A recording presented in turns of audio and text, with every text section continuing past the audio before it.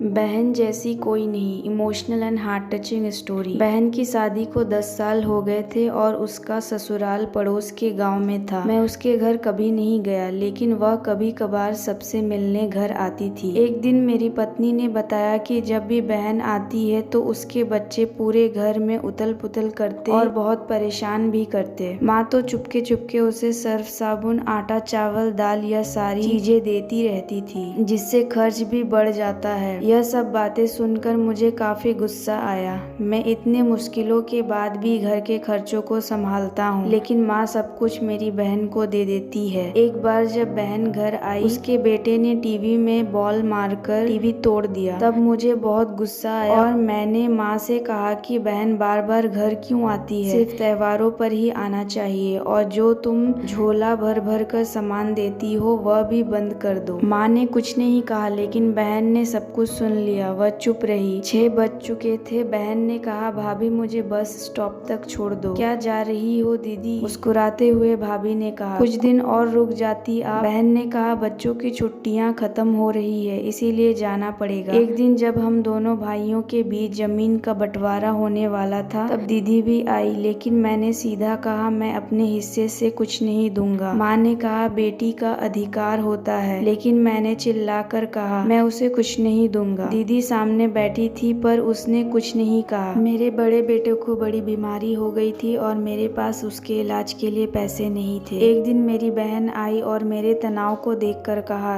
तुम परेशान क्यों हो? उसने मेरे सिर पर हाथ फेरते हुए कहा कि मैं तुम्हारी तकलीफ समझती हूँ। वह जल्दी में थी। उसने देखा कि मेरे पास इलाज के लिए पैसे नहीं थे और मुझे गहने देकर कहा, तुम टेंशन मत लो, अपने बच्चे का इलाज करवाओ। तुम किसी को मत बताना कि मैंने तुम्हें पैसे दिए हैं, तुम्हें मेरी कसम है। और मुझे 5,000 रुपए दिए, जिसमें 500 और 100 के नोट थे। फिर उसने कहा कि बच्चों को जो भी चाहिए उनको दिलवा दो और टेंशन मत लो। वह जल्दी में थी। मैंने देखा कि उसकी पैरों पर टूटी हुई चप्पल और पुराना दुपट्टा था, जो हमेशा उसके कंधों पर रहता। वह जल्दबाजी में चली गई, इसीलिए मैं कुछ बोल नहीं पाया। उसने गहने दिए। यह देखकर मैंने सोचा कि भाई कितने स्वार्थी होते हैं, जो बहन भाई के रिश्ते को पल भर में पराया कर देते हैं। बहन अपने भाई के दर्द को सहन नहीं कर पाती, चाहे उसके घर में कई परेशानियां हो। दोस्तों, हमें अपनी बहन के साथ समय बिताकर उनका हालचाल पूछना चाहिए। चंद पल ही उसके लिए काफी है। उन्हें हमसे कुछ नहीं चाहिए। यह सच है कि एक बहन हमारी दूसरी माँ होती है। आशा करती हूँ यह वीडियो आपको पसंद आया होगा। इस वीडियो पर आपकी क्या राय है हमें कमेंट कर जरूर बताएं। वीडियो पसंद आया हो तो लाइक और शेयर करना बिल्कुल ना भूले। चैनल पर नए हो तो चैनल को सब्सक्राइब जरूर कीजिए। वीडियो देखने के लिए, कहानी सुनने के लिए आपका बहुत बहुत धन्यवाद।